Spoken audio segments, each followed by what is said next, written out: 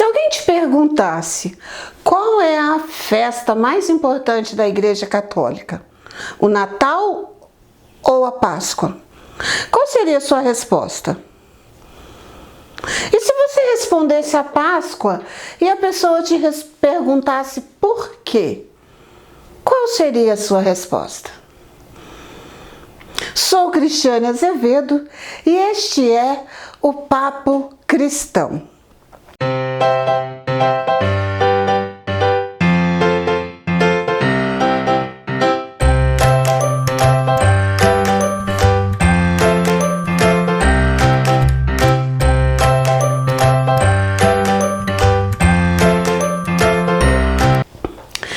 Neste programa, nós vamos conversar sobre a Semana Santa e o Tríduo Pascal.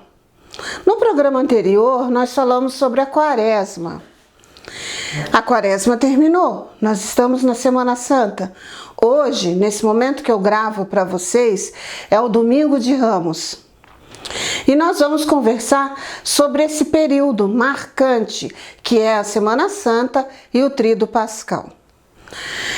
Voltando à pergunta inicial, eu quero responder para você que a festa, a solenidade mais importante para nós católicos é a Páscoa. Por que a Páscoa? Porque na Páscoa a gente tem o centro da nossa fé, a essência da nossa doutrina, que é a morte e ressurreição de nosso Senhor Jesus Cristo. Para a gente entender melhor isso, eu vou falar para vocês sobre o que é a Semana Santa. Que a gente sempre corta, o nome é Domingo de Ramos e da Paixão de Nosso Senhor Jesus Cristo. O Domingo de Ramos, além de recordar a paixão de Nosso Senhor Jesus Cristo, ele também recorda, a gente também celebra, é muito mais do que recordar, é celebrar. Nós celebramos a entrada triunfal de Nosso Senhor Jesus Cristo em Jerusalém. Nosso Senhor Jesus Cristo, ele era judeu e todos os judeus tinham que celebrar a Páscoa. E da melhor maneira, um judeu devoto, que tinha condições, ele celebrava a Páscoa em Jerusalém. Eu não vou hoje me ater à questão da religião judaica, que a nossa religião se originou dela. Como eu disse, Jesus era judeu. Ele vai para Jerusalém e é aclamado pelo povo com ramos de oliveira, de palmeiras. E nós repetimos esse gesto no Domingo de Ramos. Infelizmente, esse já é o segundo ano, em decorrência da pandemia, que nós católicos não podemos fazer esta celebração presencialmente. Mas quando isso ocorre, a celebração começa numa praça, fora do templo, estamos todos com ramos de palmeiras, é feita uma procissão, o padre lê o trecho do evangelho em que Jesus é aclamado pelo povo. E a gente canta aquele hino lindo, Hosana ao filho de Davi. Pois é, mas por que os ramos? Porque o povo aclama Jesus com os ramos. A gente precisa entender que a árvore, na Bíblia, ela tem um significado. Tudo na Bíblia tem um significado. E o Antigo Testamento, o Primeiro Testamento, ele sempre vai apontar para a pessoa de nosso Senhor Jesus Cristo. Vamos lá no livro de Gênesis, que nós vamos ter Deus criando o homem, entrega o paraíso para Adão e Eva e fala sobre a árvore da vida, sobre a árvore do bem e do mal, aquela que o homem não pode comer o fruto. Essa é uma simbologia. Vamos pegar também, ainda no livro do Gênesis, o ramo de oliveira que a pombinha traz e mostra para Noé que o dilúvio passou. Nós poderíamos dizer que quando o povo aclama Jesus com aqueles ramos, significa que o verdadeiro dilúvio passou, que a nossa salvação chegou. Nós não vamos mais precisar nos refugiar na arca, porque Jesus está trazendo a nossa salvação. A árvore também aparece no Apocalipse, a árvore da vida. Jesus também sempre fala: eu sou a videira, vós sois os ramos, né? Então o ramo, ele tem esse valor. Não é simplesmente um gesto de aclamar, mas ele é um gesto catequético. Passada essa procissão, a gente entra para o templo e lá há toda a celebração da missa e o evangelho do dia qual é? A paixão de nosso Senhor Jesus Cristo. Geralmente é o texto menor, extraído de Marcos ou de Mateus. A gente fala que é a paixão menor no sentido de ter menos versículos. Mas mesmo sendo o primeiro dia da Semana Santa, o centro é a morte e a ressurreição de Jesus. Vale lembrar que aqueles ramos que enfeitam a igreja, que o padre asperge com a água benta, eles serão incinerados e serão as cinzas que nós iremos usar no ano seguinte, na quarta-feira de cinzas. Continuando com a Semana Santa, nós vamos ter a segunda-feira, a terça-feira, a quarta-feira santa, que se você for seguir os textos litúrgicos desses dias, nós vamos ver a ação evangelizadora de Jesus nesses dias. Mas nós vamos ter as celebrações que a devoção popular foi cultivando: a procissão do encontro, a oração das 7 dores de Nossa Senhora, a oração da Via Sacra, tudo bem. Mas aí nós teremos a Quinta-feira Santa. A Quinta-feira Santa, ela tem 2 momentos.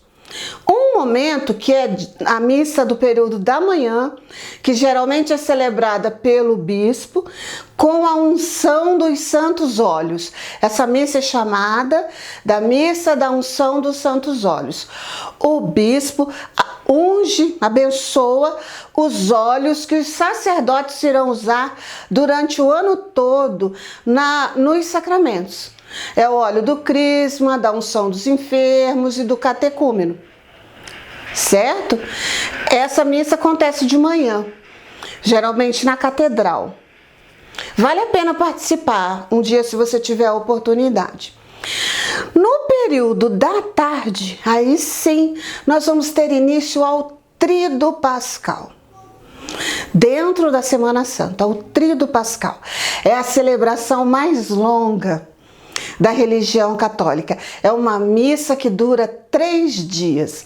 Como assim, Cristiane? Uma missa que dura 3 dias? Sim, ela vai começar na Quinta-feira Santa e vai terminar no sábado da Vigília Pascal. O que significa isso? O início da celebração é na quinta-feira, à noite, que a gente chama que é a missa do lava-pés e da instituição da Eucaristia. É a missa que Jesus Cristo vai deixar o seu testamento. A gente deveria entender isso. Ele deixa a herança dele para nós. Que herança é essa? Eu vou explicar para você. Essa herança tem 3 partes e a gente vai vivenciá-la nessa primeira parte do Tríduo Pascal. A primeira herança é o lava-pés. Às vezes a gente tem aquela ideia que o lava-pés é uma encenação dentro da missa. Não é uma encenação. O padre, quando ele lava o pé daquelas pessoas da comunidade, ele repete o gesto de Jesus Cristo. Ele tira a túnica, coloca um avental que se chama gremial. Esse avental é o símbolo do serviço, que se você for acompanhar o evangelho dessa celebração, você vai ver que Jesus faz a mesma coisa. Ele tira a túnica e coloca o avental. ele se abaixa e lava os pés dos discípulos. É o testamento do serviço. Quando o sacerdote, o padre, ou o bispo, ou o papa tem esse gesto, eles estão assumindo um compromisso com a comunidade e com os cristãos, de estar sempre a serviço. Jesus fala: eu sou o seu mestre e senhor e estou a serviço. É esse gesto, não é uma encenação. Mesmo que na sua paróquia se tenha o costume das pessoas se vestirem como naquela época de Jesus, mesmo que a gente decore aquela mesa, não é simplesmente um teatro, não é um teatro. É uma recordação, é uma parte, é Jesus na pessoa de nosso Senhor. É diferente. A segunda parte desse testamento é a Eucaristia. Jesus se entrega como o pão e o vinho. É a Eucaristia, a outra parte do testamento, da nossa herança. Em alguns lugares a gente fala que ele recorda a primeira missa celebrada no mundo. A terceira parte desse testamento, Jesus nos deixa o sacerdócio. Porque é quando ele fala para os discípulos: fazei isto em memória de mim.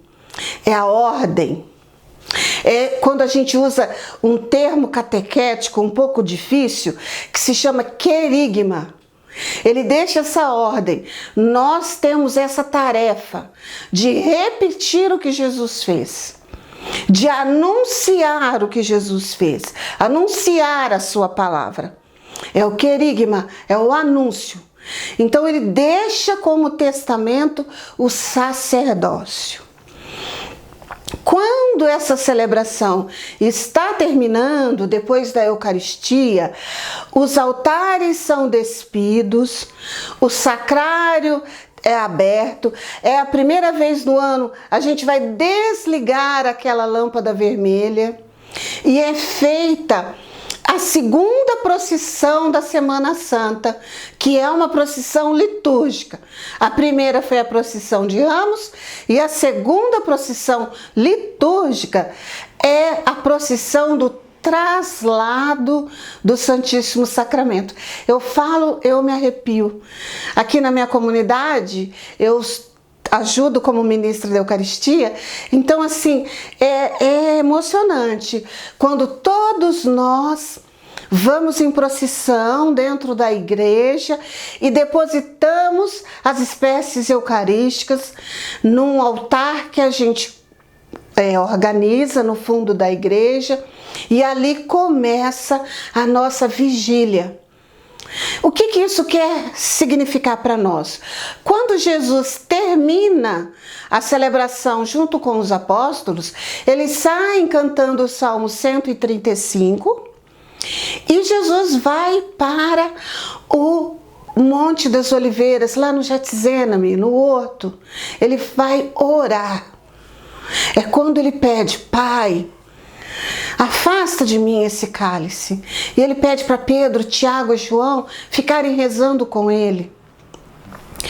Nós vamos, nesse momento, essa vigília que a gente faz é ficar com Jesus nesse momento crucial, que ele sabe que vai ser entregue por um amigo, o amigo vai traí-lo, que é Judas, e ele sabe tudo que ele irá sofrer. E nós, católicos, temos esse costume, essa devoção de ficarmos da quinta até na sexta-feira, às 3 horas da tarde, em oração. A celebração termina em silêncio. O padre não dá a bênção final, porque, como eu disse, a celebração não terminou. Ele pede para sairmos em silêncio e as pessoas vão ficando em oração. Na Sexta-feira Santa, a segunda parte do Tríduo Pascal, nós temos a celebração da Santa Cruz. Uma coisa que eu ouvi de um sacerdote lá na minha terra natal, em Santana do Deserto, com o padre Sebastião, não sei onde ele está hoje, eu participando dessa celebração lá em Santana, ele falou uma coisa que calou fundo no meu coração. Na Sexta-feira Santa é o único momento que nós católicos somos autorizados a nos ajoelhar ante uma imagem, ante um símbolo. É quando a gente faz a adoração da Santa Cruz. Na Sexta-feira Santa, qual é a celebração? É justamente essa. Então nós vamos fazer a adoração do lenho da cruz, é narrada a paixão de nosso Senhor Jesus Cristo segundo São João, que é a mais longa. Nós rezamos a oração universal, que é linda, que é o único momento na liturgia que nós vamos rezar pelos nossos irmãos judeus, pelos nossos irmãos catecúmenos, aqueles que vão receber o batismo, pelos que não creem em Deus. Procurem ver quais são as orações que a gente faz nesse dia no lugar da oração da Assembleia. Nessa celebração, é muito importante a gente saber que essa celebração não é uma missa.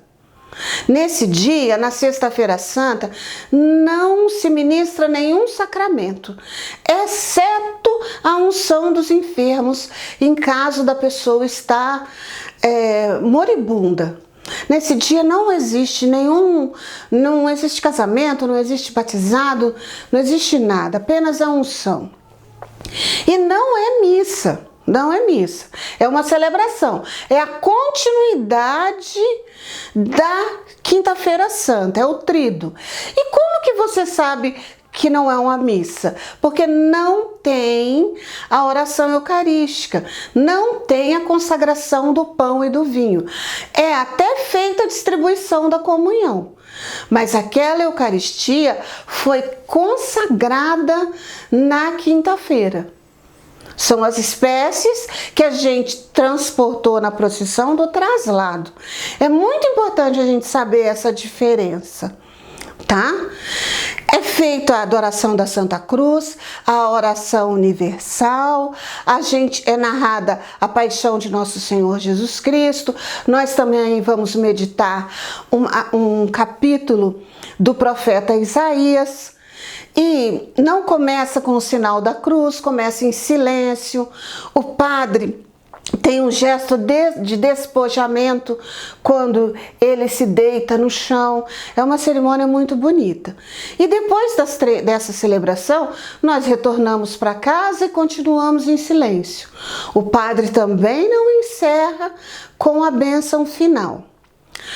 Se formos falar de liturgia, é isso que tem na Sexta-feira Santa, a celebração das 3 horas da tarde. Existe a devoção popular. Aí a devoção popular, quando a gente fala, é devoção. Cada local vai ter o seu.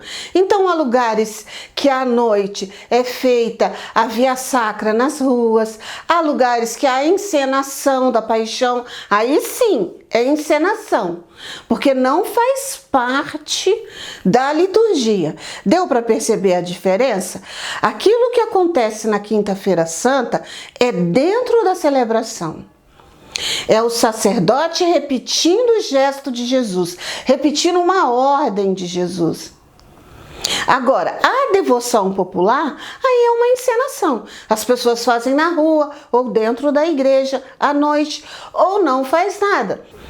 Muito bem. No sábado, nós vamos ter a celebração da vigília, a solene vigília pascal. Esta é uma celebração carregada de símbolos que nós precisamos ficar atentos. E ela é uma celebração longa. Por que ela é longa? Antigamente, ela teria que começar 11 horas da noite e terminar na primeira hora do domingo. porque Jesus ressuscita na madrugada do domingo. Não é assim no Evangelho? As mulheres vão logo na madrugada para ungir o corpo de Jesus e descobrem que o sepulcro está vazio. No entanto, com a modernidade, com os riscos, com a nossa falta de paciência, a gente foi trazendo para mais cedo essa celebração. Mas ela continua rica de significados. Ela começa fora do templo, com a bênção do fogo, com a bênção do círio pascal, aquela vela enorme, com a entrada do círio, que vai ser a nossa terceira procissão da Semana Santa, que é a procissão do círio pascal, né? Que o padre diz: eis a luz do mundo, e nós repetimos: demos graças a Deus. Ele lá fora, ele vai abençoar o fogo, que vai acender o círio e que vai iluminar a nossa vida no decorrer daquele ano. Então nós vamos ter a bênção do fogo lá fora, então tem sempre uma fogueira. Ele vai abençoar o círio, explicando o significado daquela vela, dizendo que aquela vela representa o Cristo Jesus, que aquele ano litúrgico pertence ao Cristo Jesus, que ali tem as letras, a primeira letra e a última letra do alfabeto grego, o alfa, o ômega, que é o começo e o fim do alfabeto. Os cravos, ele é marcado com os cravos, que são os cravos que marcaram Jesus na cruz, e a nossa entrada, e a entrada do padre conosco junto, a igreja vai sendo iluminada, é outro momento lindo, com a luz do círio que vai sendo repassada para cada um de nós. Esse é o primeiro símbolo. Esse é o primeiro sinal, o primeiro gesto dessa vigília. Nessa vigília, o que nós temos? Nós vamos ter a bênção da água, porque nessa missa seria bom batizarmos adultos. O Papa geralmente batiza algum católico que não foi batizado na infância, então é uma celebração para batizar adultos. Então é abençoada a água, são apresentados os santos óleos que foram abençoados na missa da quinta-feira de manhã. Nós temos 9 leituras para serem lidas. Essas leituras é um passeio dentro de toda a Sagrada Escritura, tá? Desde de Gênesis, aí vai ter a criação do mundo, vai ter a fé de Abraão, nós vamos ter a passagem pelo Mar Vermelho, nós vamos ter os profetas, a gente passa pelos profetas, vamos ter a Epístola de São Paulo. Então, se são 9 leituras, contando os salmos, é claro que entre uma leitura e outra nós temos um salmo. E vamos ter o Evangelho que narra a ressurreição de nosso Senhor Jesus Cristo. Essa solenidade é incrível. Aí nós vamos revestir o altar, né? A igreja já vai estar enfeitada, nós vamos trazer as espécies eucarísticas, o padre vai poder fazer a consagração. Na hora do canto do Glória, nós passamos a quaresma inteira sem cantar o Glória, nós vamos tocar o sino com muita alegria. Aqui na nossa paróquia já teve época que nós soltamos até rojão, pedimos os coroinhas para trocar sino, porque é a exultação. Estamos felizes, o sepulcro está vazio, Jesus está no meio de nós. Aí sim, essa celebração, ela termina com o sinal da cruz. E nós vamos felizes para casa, porque a gente sabe que nós somos herdeiros daquele testamento que nos foi apresentado na Quinta-feira Santa, que Jesus passou pelo Mar Vermelho da morte e ressurreição na cruz, que a partir de Jesus não existe mais necessidade de sacrificar nenhum cordeiro. Ele é o Cordeiro de Deus. O que isso significa? Por isso que a gente precisa entender a origem da nossa religião. Os nossos irmãos judeus, naquela época, toda a sua celebração era marcada com o sacrifício de animais. Lembra, Maria, quando apresenta Jesus no templo, ela e São José levam 2 rolinhas. Por quê? Porque era o costume do judeu. Eles aprenderam que à medida que eles ofereciam animais, a fumaça da gordura sendo queimada ia até Deus. Mas Jesus ele vai mostrar que agora a gente não precisa mais sacrificar nenhum animal. Ele se sacrificou na cruz. Por isso que a gente fala: eis o Cordeiro de Deus que tira o pecado do mundo.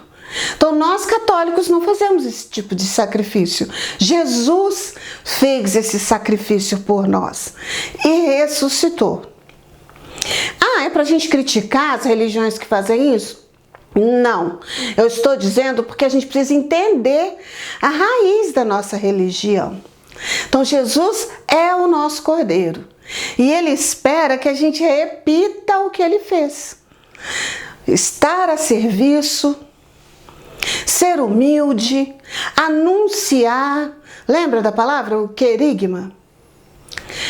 Terminando o trido, nós vamos ter o domingo da Páscoa. Aí sim, nós já sabemos da ressurreição de Jesus, nós vamos celebrar aquele domingo recordando tudo o que aconteceu, nos preparando para um novo tempo. Nós vamos ter o tempo pascal, que são 50 dias até Pentecostes, e o domingo da Páscoa, nós vamos ter a 8ª da Páscoa, porque a Páscoa é tão importante que ela vai durar 8 dias. Mas esse é assunto para o nosso próximo programa. Eu espero você no próximo Papo de Cristão, onde a gente vai falar sobre a 8ª da Páscoa e o tempo pascal. Eu desejo a todos vocês uma santa e feliz Páscoa. Agradeço os comentários carinhosos que eu recebi essa semana. Peço desculpas por alguma falha e se você ainda tiver alguma dúvida, coloque aí nos comentários, que aos pouquinhos eu vou tentar responder para vocês. Um beijo e fiquem com Deus.